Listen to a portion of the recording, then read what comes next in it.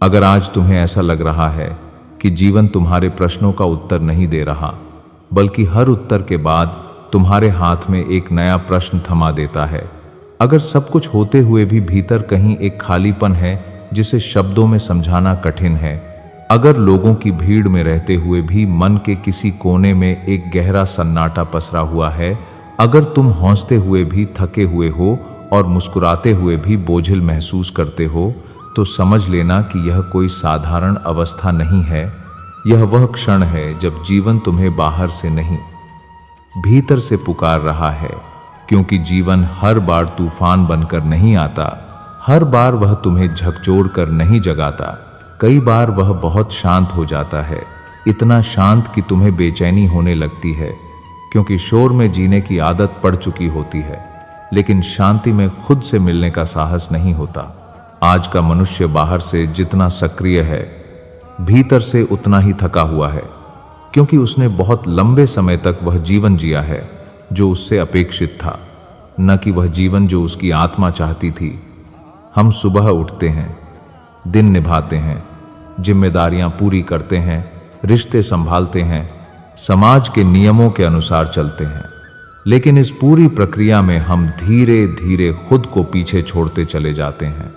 और एक दिन अचानक मन पूछ बैठता है कि मैं कहाँ हूँ। और यही प्रश्न सबसे खतरनाक भी है और सबसे पवित्र भी, क्योंकि यही प्रश्न आत्मा के जागरण की शुरुआत करता है। श्री कृष्ण कहते हैं कि जब आत्मा अपने विकास के अगले चरण में प्रवेश करना चाहती है, तब पुरानी व्यवस्थाएं उसे बोझ लगने लगती हैं। वही काम जो कभी तुम्हें उत्साह देता था, अब थकाने लगता है। वही लोग जो कभी अपने लगते थे, अब दूर दूर से प्रतीत होने लगते हैं। वही रास्ते जो कभी सुरक्षित लगते थे, अब संकुचित लगने लगते हैं। लेकिन हम इस परिवर्तन को समझने के बजाय उससे लड़ने लगते हैं। हम खुद को समझाते हैं कि यह सिर्फ एक बुरा दौर है, यह बस थकान है, यह अपने आप ठीक हो जाएगा। और इसी सोच के साथ हम अपने भीतर उठ रही सच्ची आवाज को दबा देते हैं। लेकिन जो आवाज भीतर से आती है वह दबती नहीं। वह या तो दुख बन जाती है, या बेचैनी, या फिर वह मौन बन जाती है जो रातों को नींद नहीं आने देता। आज की दुनिया ने हमें मजबूत दिखना सिखाया है, लेकिन सच्चा होना नहीं। हमें सिखाया गया है कि रोना कमजोरी है, रुकना असफलता है और सवाल करना विद्रोह। लेकिन कृष्ण कहते हैं कि जो सवाल नहीं करता वह कभी जागता नहीं। दुख कमजोरी नहीं है, दुख चेतना का संकेत है, और बेचैनी इस बात का प्रमाण है कि आत्मा अब उसी पुराने ढर्रे पर नहीं चलना चाहती। हर संवेदनशील आत्मा एक समय पर इस मोड़ पर आती है जहां वह सब कुछ निभाते निभाते थक जाती है, और तब वह बाहर नहीं भीतर देखने लगती है। हम अक्सर सोचते हैं कि समस्या परिस्थितियों में है, लोगों में है, समय में है, लेकिन धीरे धीरे यह स्पष्ट होने लगता है कि समस्या बाहर नहीं, दृष्टि में है। हम जीवन को जैसे देख रहे हैं वही हमें थका रहा है। हम हर समय कुछ न कुछ साबित करने में लगे रहते हैं, कभी परिवार को, कभी समाज को, कभी खुद को, और इसी सिद्ध करने की दौड़ में हम जीना भूल जाते हैं। श्री कृष्ण कहते हैं कि जीवन का उद्देश्य सिद्ध करना नहीं है, जीवन का उद्देश्य अनुभव करना है। और अनुभव तभी गहरा होता है जब तुम अपने भीतर उतरने का साहस करते हो, जब जीवन तुम्हें बार बार रोकता है, जब योजनाएं अटकती हैं, जब रास्ते धुंधले हो जाते हैं, तो यह दंड नहीं होता, यह संकेत होता है कि अब वही जीवन नहीं जिया जा सकता। संकेत की आत्मा पुराने ढांचे में फिट नहीं हो रही, लेकिन इस संकेत को समझने के लिए ठहरना पड़ता है। और ठहरना आज के युग में सबसे कठिन कार्य बन गया है। हम रुकने से डरते हैं क्योंकि हमें लगता है कि अगर हम रुके तो पीछे रह जाएंगे। लेकिन कृष्ण कहते हैं कि जो कभी नहीं रुकता वह अक्सर गलत दिशा में बहुत दूर निकल जाता है। यह वह अवस्था है जहां मन बहुत प्रश्न पूछता है और उत्तर बहुत कम देता है। यह वह समय है जब जीवन तुम्हें उत्तर देने से पहले सुनना सिखाता है, और यही वह क्षण है जहां अधिकतर लोग पीछे हट जाते हैं।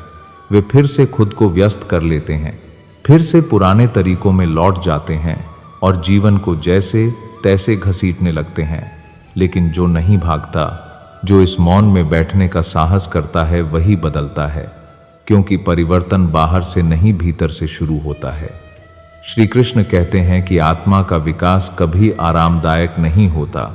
जब आत्मा आगे बढ़ती है तो अहंकार डरता है, मन घबराता है और पुरानी पहचान टूटने लगती है।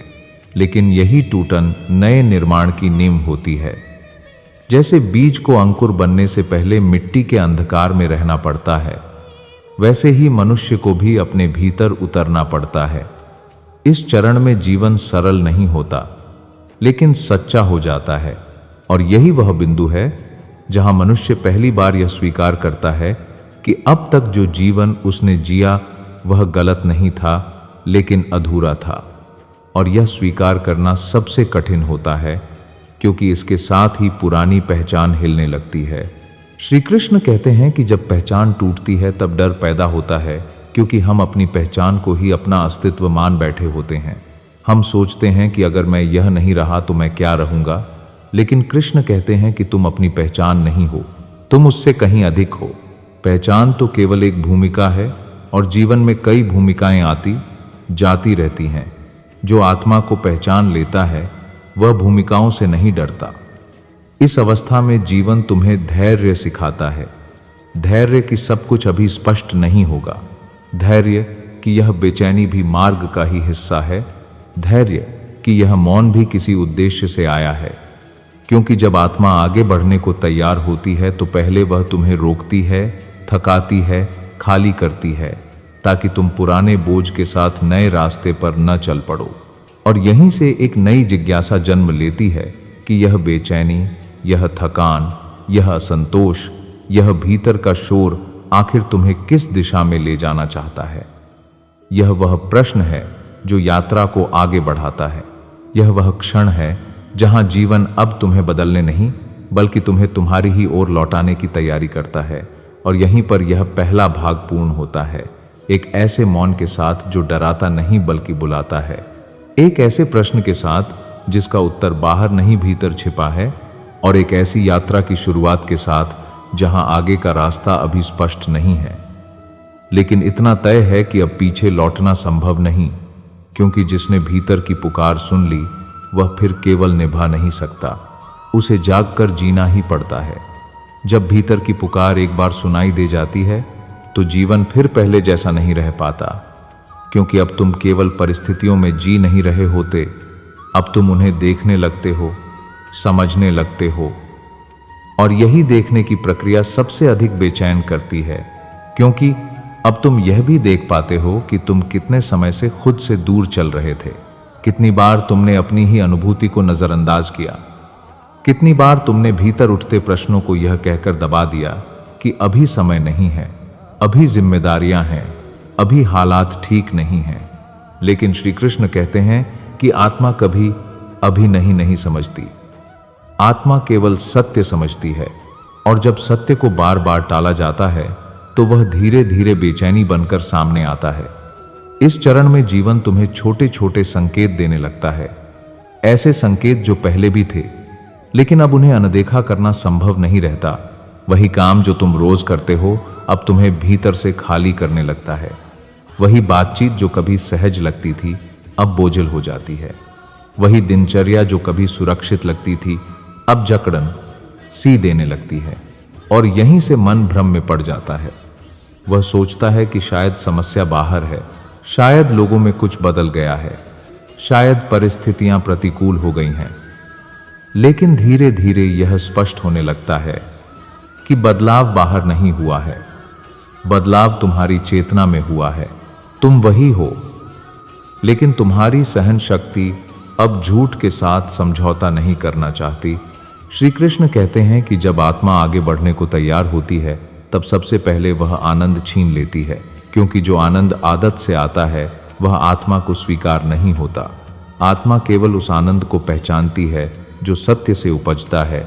इसलिए इस अवस्था में मनुष्य अक्सर कहता है कि सब कुछ ठीक है फिर भी अच्छा नहीं लग रहा। और यही वाक्य इस पूरे चरण का सार है, सब कुछ ठीक होना और भीतर ठीक न लगना।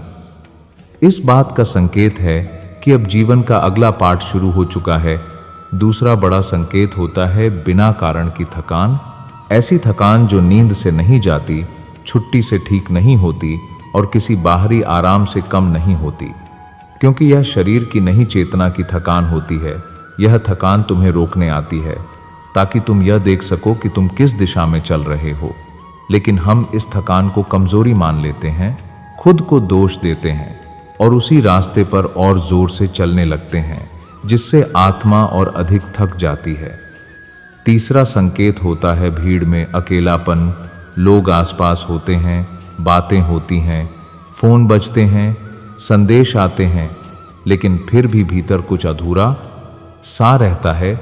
यह अकेलापन किसी के न होने का नहीं होता, यह अकेलापन खुद से दूरी का होता है।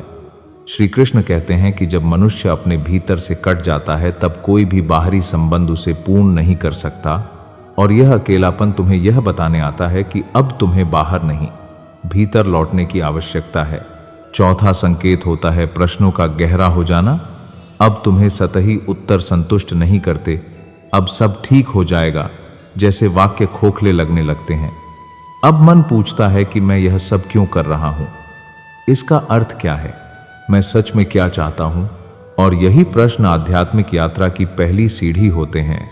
लेकिन यहीं पर सबसे ज्यादा लोग डर जाते हैं, क्योंकि इन प्रश्नों का कोई तुरंत उत्तर नहीं होता। और आज का मनुष्य धैर्य नहीं चाहता, वह समाधान चाहता है, वह जल्दी चाहता है, वह निश्चितता चाहता है, जबकि आत्मा अनिश्चितता के माध्यम से ही आगे बढ़ती है। पांचवां और सबसे कठिन संकेत होता है जीवन में रुकावटों का आना, योजनाओं का अटकना, रास्तों का बंद होना, अचानक बदलाव या ऐसी परिस्थितियां जिन पर तुम्हारा कोई नियंत्रण नहीं होता। हम इन्हें दुर्भाग्य कह देते हैं, लेकिन श्री कृष्ण कहते हैं कि जो बात प्रेम से नहीं समझी जाती, जीवन उसे रुकावट बनाकर समझाता है। यह रुकावटें तुम्हें रोकने नहीं आती, ये तुम्हें गलत दिशा में आगे बढ़ने से बचाने आती हैं। लेकिन इसे समझने के लिए अहंकार को थोड़ा पीछे हटना पड़ता है। इस पूरे चरण में मन सबसे बड़े भ्रम में यह रहता है कि शायद सब कुछ छोड़ देना ही समाधान है। कुछ लोग इस अवस्था में अचानक त्याग की बात करने लगते हैं, रिश्ते, काम, जिम्मेदारियां। लेकिन कृष्ण कहते हैं कि समस्या त्याग की नहीं, दृष्टि की होती है। जब तक दृष्टि नहीं बदलती तब तक स्थान बदलने से कुछ नहीं बदलता। सही परिवर्तन बाहर नहीं भीतर होता है।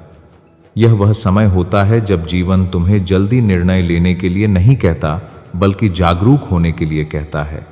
जागरूक अपने विचारों के प्रति, अपने डर के प्रति, अपनी इच्छाओं के प्रति, क्योंकि इस अवस्था में सबसे जरूरी है खुद से ईमानदार होना। यह स्वीकार करना कि अब तक जो जीवन जिया गया वह गलत नहीं था, लेकिन अधूरा था। और यह स्वीकार करना बहुत साहस मांगता है, क्योंकि इसके साथ साथ पुरानी पहचान हिलने लगती है। श्री कृष्ण कहते हैं कि जब पहचान टूटती है तब डर पैदा होता है, क्योंकि हम अपनी पहचान को ही अपना अस्तित्व मान बैठे होते हैं। हम सोचते हैं कि अगर मैं यह नहीं रहा तो मैं क्या रहूंगा। लेकिन कृष्ण कहते हैं कि तुम अपनी पहचान नहीं हो, तुम उससे कहीं अधिक हो। पहचान तो केवल एक भूमिका है, और जीवन में कई भूमिकाएं आती जाती रहती हैं। जो आत्मा को पहचान लेता है वह भूमिकाओं से नहीं डरता। इस अवस्था में जीवन तुम्हें धैर्य सिखाता है। धैर्य कि सब अभी अभी स्पष्ट नहीं होगा, धैर्य कि यह भ्रम भी मार्ग का हिस्सा है, धैर्य कि यह बेचैनी भी किसी उद्देश्य से आई है, क्योंकि अब जीवन तुम्हें एक और बड़े प्रश्न के लिए तैयार कर रहा है। अगर पुराने रास्ते काम नहीं आ रहे, अगर संकेत साफ हैं, अगर भीतर की आवाज अब अनसुनी नहीं रह पा रही, तो फिर अगला प्रश्न यह है कि आगे बढ़ें कैसे, डर के साथ या विश्वास के साथ। क्योंकि जब पुराना छूटता है और नया अभी दिखाई नहीं देता, तब मन सबसे ज्यादा डरता है। और यहीं से यात्रा का अगला चरण जन्म लेता है, जहां जीवन तुम्हें मजबूर नहीं करता, केवल आमंत्रित करता है। और यह आमंत्रण बहुत सूक्ष्म होता है, इतना सूक्ष्म कि जो सुनना नहीं चाहता वह इसे संयोग कह देता है। लेकिन जो जाग रहा होता है वह जान लेता है कि अब पीछे लौटना केवल आसान है, सही नहीं। और यहीं पर यह दूसरा भाग पूर्ण होता है, इस स्पष्ट बोध के साथ कि जीवन में जो कुछ भी घट रहा है वह संयोग नहीं है, वह संकेत है। और इन संकेतों को समझना ही आगे बढ़ने की पहली शर्त है, क्योंकि अब अगला कदम डर, और विश्वास के बीच लिया जाना है, और वही कदम पूरी यात्रा की दिशा तय करेगा। जब मनुष्य इस बोध तक पहुंच जाता है कि जीवन में जो कुछ भी घट रहा है वह संयोग नहीं बल्कि संकेत है, तब वह एक ऐसे मोड़ पर खड़ा होता है जहां सबसे गहरा संघर्ष शुरू होता है। यह संघर्ष बाहर से नहीं दिखता, कोई युद्ध नहीं होता, कोई शोर नहीं होता, लेकिन भीतर एक निरंतर खींचतान चलती रहती है, डर और विश्वास के बीच, क्योंकि पीछे सब कुछ जाना पहचाना है, चाहे वह थकाने वाला ही क्यों न हो, और आगे कुछ भी स्पष्ट नहीं है, बस एक धुंध है, एक अनिश्चितता है। और श्री कृष्ण कहते हैं कि डर हमेशा ज्ञात से जुड़ा होता है, जबकि विश्वास अज्ञात से। डर कहता है कि कम से कम जो है वही रहने दो, क्योंकि उसमें जोखिम कम है, और विश्वास कहता है कि जो है वही अब पर्याप्त नहीं है, क्योंकि आत्मा उसमें घुटन महसूस कर रही है। यही वह द्वंद्व है जहां अधिकतर लोग रुक जाते हैं, क्योंकि मनुष्य अज्ञात से नहीं डरता, वह अनिश्चितता से डरता है। अगर उसे यह भी पता हो कि आगे कठिनाई है तो भी वह चल पड़े, लेकिन जब आगे कुछ भी स्पष्ट न दिखे तब मन पीछे लौटने के बहाने ढूंढने लगता है। डर का पहला रूप होता है पहचान खोने का डर। जो मैं अब तक था, अगर वह नहीं रहा तो मैं कौन रहूंगा? मैंने जिस भूमिका में खुद को बांध रखा था, जिम्मेदार इंसान, मजबूत इंसान, सब संभाल लेने वाला इंसान, अगर वह भूमिका छूट गई तो दुनिया मुझे कैसे देखेगी, लोग मुझे कैसे पहचानेंगे? लेकिन श्री कृष्ण कहते हैं कि जो भूमिका तुम्हें थका दे वह तुम्हारी आत्मा की सच्चाई नहीं होती। आत्मा भूमिका नहीं निभाती, आत्मा अनुभव करती है, लेकिन अहंकार अनुभव से नहीं पहचान से जीता है। और इसलिए जब पहचान डगमगाती है तो अहंकार डर पैदा करता है। डर का दूसरा रूप होता है लोगों की राय। अगर मैंने अपने भीतर की आवाज सुनी, अगर मैंने रास्ता बदला, अगर मैंने कुछ छोड़ा, तो लोग क्या कहेंगे? क्या वे मुझे स्वार्थी कहेंगे? क्या वे मुझे असफल मानेंगे? क्या वे मुझे कमजोर समझेंगे? लेकिन श्री कृष्ण कहते हैं कि लोग हमेशा वही कहते हैं जो उनकी समझ में आता है, और जो उनकी समझ में नहीं आता उसे वे गलत कह देते हैं। अगर तुम लोगों की राय को अपना मार्गदर्शक बना लोगे तो तुम अपना जीवन नहीं, उनकी सीमाएं जीने लगोगे। डर का तीसरा और सबसे गहरा रूप होता है गलत होने का डर। अगर मैंने विश्वास किया और सब गलत हो गया तो, अगर मैंने भीतर की आवाज सुनी और नुकसान हो गया तो। लेकिन कृष्ण कहते हैं कि जीवन में सबसे बड़ा नुकसान वह नहीं है जो गलत कदम से होता है, सबसे बड़ा नुकसान वह है जो कदम न उठाने से होता है। जो व्यक्ति डर के कारण रुक जाता है वह धीरे धीरे भीतर से सूख जाता है, क्योंकि आत्मा चलने के लिए बनी है, ठहरने के लिए नहीं।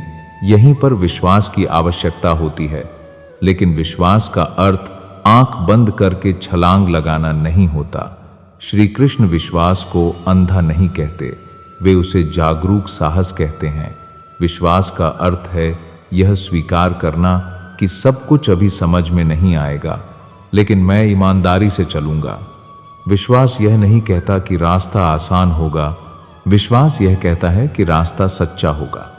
और सच्चे रास्ते पर संघर्ष तो होता है, लेकिन भीतर एक अजीब सी शांति भी होती है जो बताती है कि तुम सही दिशा में हो। जब कोई व्यक्ति पहली बार डर के बावजूद विश्वास चुनता है तो शुरुआत में उसे कुछ भी अच्छा नहीं लगता।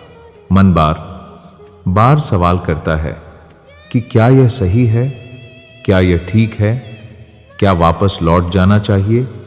यह स्वाभाविक है, क्योंकि मन पुरानी आदतों का गुलाम होता है। लेकिन अगर व्यक्ति थोड़ा और चलता है तो धीरे धीरे एक नई अनुभूति जन्म लेती है, हल्कापन। यह हल्कापन बाहर की परिस्थितियों के कारण नहीं होता, यह इसलिए होता है क्योंकि अब व्यक्ति अपने ही खिलाफ नहीं चल रहा होता।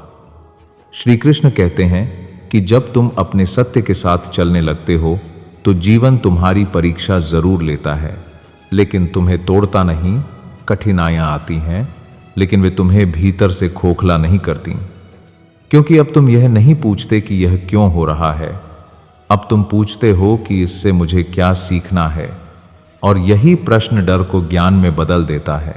इस चरण में एक और भ्रम सामने आता है। लोग सोचते हैं कि विश्वास का अर्थ है सब कुछ छोड़ देना, सब कुछ भगवान पर छोड़ देना और कुछ भी न करना। लेकिन कृष्ण स्पष्ट कहते हैं कि यह विश्वास नहीं, पलायन है। सच्चा विश्वास कर्म से जुड़ा होता है।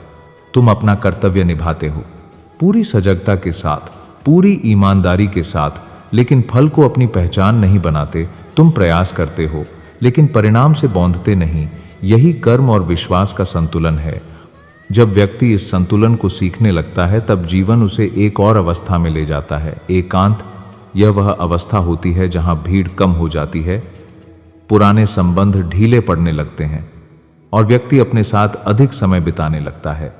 यही वह अवस्था है जहां बहुत से लोग सोचते हैं कि वे पीछे जा रहे हैं, जबकि वास्तव में वे भीतर जा रहे होते हैं। लेकिन भीतर जाना बाहर जाने से कहीं अधिक कठिन होता है, क्योंकि भीतर कोई सहारा नहीं होता, कोई प्रशंसा नहीं होती, कोई तुलना नहीं होती। एकांत में व्यक्ति को पहली बार यह समझ आता है कि वह अपने ही साथ कितना असहज था। अब तक वह लोगों, काम, शोर और जिम्मेदारियों में खुद से भागता रहा था, और जब वह सब कम हो जाता है तब भीतर दबे हुए डर, दबे हुए दुख, दबे हुए प्रश्न सामने आने लगते हैं। यही वह बिंदु है जहां या तो व्यक्ति वापस भागता है या फिर ठहर कर देखता है। श्री कृष्ण कहते हैं कि जो व्यक्ति एकांत में अपने साथ बैठना सीख लेता है वह संसार में कभी अकेला नहीं होता, क्योंकि तब उसका आधार बाहर नहीं भीतर होता है। लेकिन इस अवस्था तक पहुंचने से पहले मनुष्य कई भ्रमों से गुजरता है। उसे लगता है कि शायद वह पीछे रह गया है, शायद वह असफल हो गया है, शायद उसका जीवन छोटा हो गया है। लेकिन कृष्ण कहते हैं कि जीवन का आकार बाहर से नहीं, भीतर से मापा जाता है। धीरे धीरे व्यक्ति यह समझने लगता है कि डर ने उसे जितना रोका, विश्वास ने उसे उतना ही आगे बढ़ाया, कि जो कुछ उसने खोया वह वास्तव में कभी उसका था ही नहीं, और जो कुछ बचा वही उसका सच्चा आधार है। लेकिन यह समझ एक दिन में नहीं आती। यह समझ हर दिन थोड़ी थोड़ी उतरती है, अनुभव के माध्यम से, मौन के माध्यम से। और यहीं पर एक और प्रश्न जन्म लेता है कि अगर डर से निकलकर विश्वास में आना है, अगर एकांत से गुजरना है, तो उस एकांत में स्थिर कैसे रहा जाए? क्योंकि एकांत या तो तुम्हें तोड़ देता है या तुम्हें पूर्ण कर देता है। यह इस बात पर निर्भर करता है कि तुम उसे कैसे देखते हो, और यही प्रश्न यात्रा के अंतिम चरण का द्वार खोलता है। यहीं पर यह तीसरा भाग पूर्ण होता है, इस गहरे बोध के साथ कि जीवन का सबसे कठिन निर्णय डर को छोड़ना नहीं है, बल्कि विश्वास को चुनना है। और विश्वास का मार्ग हमेशा बाहर नहीं, भीतर जाता है। जब मनुष्य एकांत में स्थिर होना सीख लेता है, तब जीवन उसके सामने किसी प्रश्न की तरह नहीं, बल्कि एक अनुभव की तरह प्रकट होने लगता है। अब जीवन उससे यह नहीं पूछता कि वह क्या चाहता है, बल्कि उसे यह दिखाता है कि वह क्या है। और यही वह बिंदु होता है जहां संघर्ष धीरे धीरे शांति में बदलने लगता है। अब मौन डराता नहीं, बल्कि सहारा देने लगता है। अब खालीपन चुभता नहीं, बल्कि खुला आकाश बन जाता है। श्री कृष्ण कहते हैं कि हर खालीपन भरने के लिए नहीं होता, कुछ खालीपन इसलिए आते हैं ताकि आत्मा फैल सके, ताकि वर्षों से जमी हुई परतें धीरे धीरे गिर सकें। इस अवस्था में व्यक्ति यह समझने लगता है कि शांति कोई ऐसी वस्तु नहीं है जिसे बाहर से पाया जाए। शांति वह अवस्था है जो तब प्रकट होती है जब तुम खुद से लड़ना बंद कर देते हो। अब तुम अपने अतीत से युद्ध नहीं करते, तुम उसे स्वीकार करते हो। तुम अपने डर को दबाते नहीं, तुम उसे देख लेते हो। तुम अपनी कमजोरियों को छुपाते नहीं, तुम उन्हें मान लेते हो। और यही स्वीकार सबसे बड़ा तप बन जाता है, क्योंकि स्वीकार के लिए अहंकार को पीछे हटना पड़ता है। जब तुम यह मान लेते हो कि तुम पूर्ण नहीं हो, तभी तुम संपूर्ण होने की ओर बढ़ते हो। अब जीवन तुम्हें कम चोट पहुंचाता है, इसलिए नहीं कि परिस्थितियां बदल गई हैं, बल्कि इसलिए कि तुम्हारी प्रतिक्रिया बदल गई है। पहले जहां हर घटना तुम्हारे अस्तित्व को हिला देती थी, अब वही घटनाएं केवल अनुभव बनकर आती जाती हैं। दुख आता है, लेकिन वह तुम्हें परिभाषित नहीं करता, आनंद आता है, लेकिन वह तुम्हें बांधता नहीं। यही वह अवस्था है जिसे गीता में स्थित प्रज्ञ कहा गया है, जहां मनुष्य संसार में रहते हुए संसार से बौंधता नहीं। अब कर्म बोझ नहीं रह जाता, कर्म अभिव्यक्ति बन जाता है।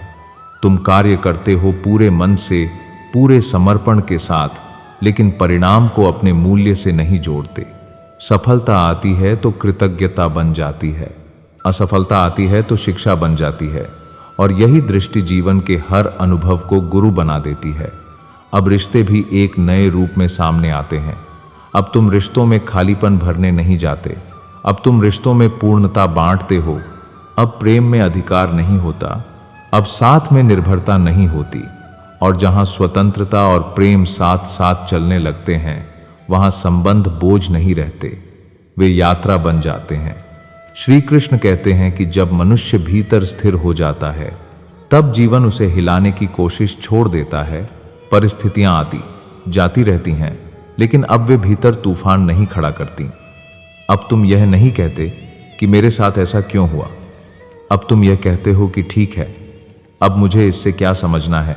और यही समझ धीरे धीरे तुम्हें उस बिंदु तक ले आती है जहां पीछे मुड़कर देखने पर यह स्पष्ट हो जाता है कि जो कुछ भी जीवन में घटा वह व्यर्थ नहीं था। जो थकान आई थी वह तुम्हें रोकने आई थी, जो बेचैनी आई थी वह तुम्हें जगाने आई थी, जो डर आया था वह तुम्हें साहस सिखाने आया था, और जो एकांत आया था वह तुम्हें खुद से मिलवाने आया था। जीवन ने तुम्हें कभी दंड नहीं दिया, उसने केवल तुम्हें तैयार किया उस अवस्था के लिए जहां तुम खुद के साथ सहज हो सको। और यही सहजता जीवन की सबसे बड़ी उपलब्धि है। यहाँ कोई घोषणा नहीं होती, कोई बड़ी घटना नहीं होती, कोई तालियां नहीं बजती, बस भीतर एक गहरी शांति उतर आती है।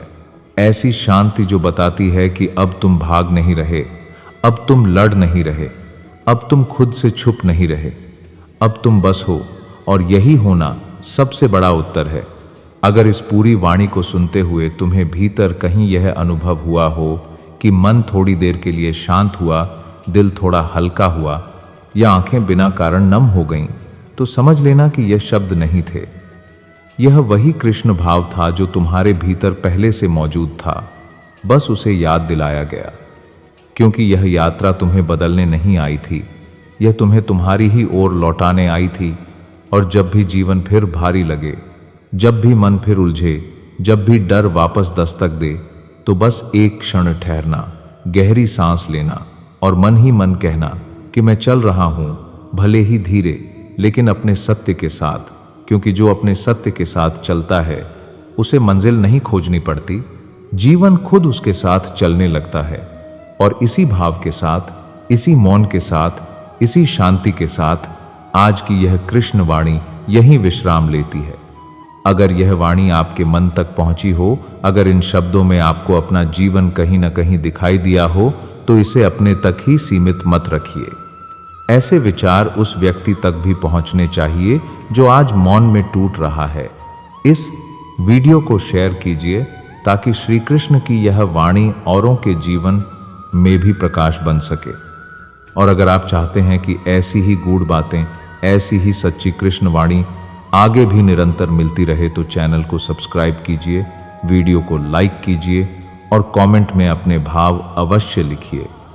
आपकी एक छोटी सी सहभागिता इस यात्रा को और आगे वीडियो को बढ़ाती है। जय श्री कृष्ण।